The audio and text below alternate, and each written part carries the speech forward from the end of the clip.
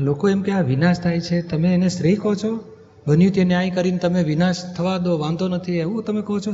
ના, અમને ગમતું નથી, પણ આ હકીકત સ્વીકાર્યા વગર છૂટકો જ નથી કે કુદરત અન્યાય કરતી જ નથી. આજે નદી દરિયા તરફ વહી રહી છે, તો કે નદી પાણી ઊંચું છે તો એનો સ્વભાવથી નીચે જઈને સમતળ ના આવે ત્યાં સુધી વયા જ કરશે. એ ખાડો આવશે તો ખાડામાં ઊભું રહેશે પાણી, આખું ખાડો ભરાતા સુધી ભરાય, ખાડો ભરાઈ ગયો પછી આગળ વધશે. તો એને કોણે કર્યું? તો કે ના, એ સ્વભાવથી નોર્માલિટી, સ્વભાવથી સમત્વ ભાવમાં આવ્યા વગર એ કાર્ય અટકે જ નહીં. સમને એક પેન્ડ્યુલમ લટકાયું, આમ ધક્કો માર્યો, કરતા સ્થિર થઈને ઊભું રહેશે એક દાડો. તો અહીંથી અહીં જાય છે, તો કે ના, એને ધક્કો વાગ્યો છે ત્યાં સુધી હલ્યા જ કરશે. એ પાછું મૂળ સ્વભાવમાં આવતા સુધી. એટલે આ થાય છે શું? તો કે પોતે વિભાવથી પૂતગલમાં ધક્કો મારે છે, અને પૂતગલ ધક્કો વાગ્યા પછી એ હલતું એના સ્વભાવમાં પાછું આવે ને ત્યાં સુધી એ પૂતગલની સક્રિયતા ચાલુ જ રહે છે. અને એ વ્યવસ્થિત કહીએ છીએ આપણે કે એ સ્વભાવ સક્રિયતા સ્થિર થતાં સુધી સાયન્ટિફિક સર્કમસ્ટન્શિયલ એવિડન્સથી એ સ્થિર થશે.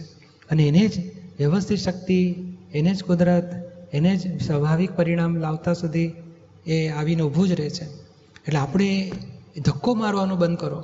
એક પેન્ડ્યુલમને ધક્કો માર્યો પછી સામે જઈને પાછો આપણા માથા પર, પાછું ત્યાં જશે, પાછો આપણો. તો કે આપણને ગમતું નથી તો આપણે નવું અડશો નહીં અને ભોગવી લો.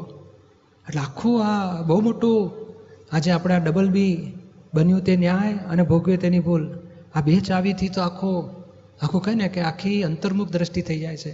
અને આ લોક તરફની જે દોષિત દ્રષ્ટિ એમને એમ ખલાસ થઈ જાય છે. એટલે બહુ મોટી ચાવી છે. આને એટલું બધું વિસ્તારથી, ઊંડાણેથી સમજવા જેવું છે. અને આખું વ્યવસ્થિતનું એનું જ આખું રહસ્ય આમાં છે. જે વ્યવસ્થિત કરતા એ બુદ્ધિથી પણ સમજી શકાય.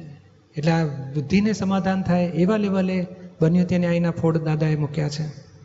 આ વાવાઝોડા હોય, ધરતીકંપ હોય, સુનામી હોય, એક સંજોગનો ધક્કો બીજાને વાગે, બીજા સંજોગનો ધક્કા, અને ઠેઠ મૂળ કારણ કોને? તો કે જેણે ભોગવ્યું ને એના કારણે આ બધા ધક્કા ઊભા થયા છે. અને કેમ એને ધક્કો? તો કે એણે આને ધક્કો માર્યો, આણે પેલાને ધક્કો માર્યો, પેલાને ધક્કો માર્યો, એને આનો ધક્કો પોતાની પર આવ્યો. પોતાનો જ ધક્કો સંજોગો દ્વારા પોતાને જ વાગે છે. એટલે એક સેકન્ડ પણ કુદરત અન્યાય સ્વરૂપ થઈ જ નથી કે છે.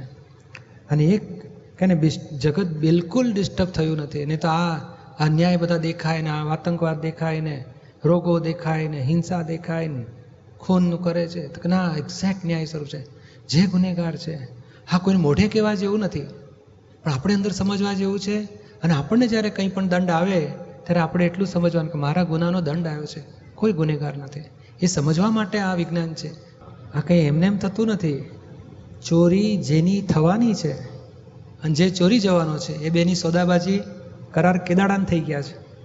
આજે આપણને દેખાય કે આ બન્યું, પણ ના, કરાર થઈ ચૂકેલા છે એક્ઝેક્ટ.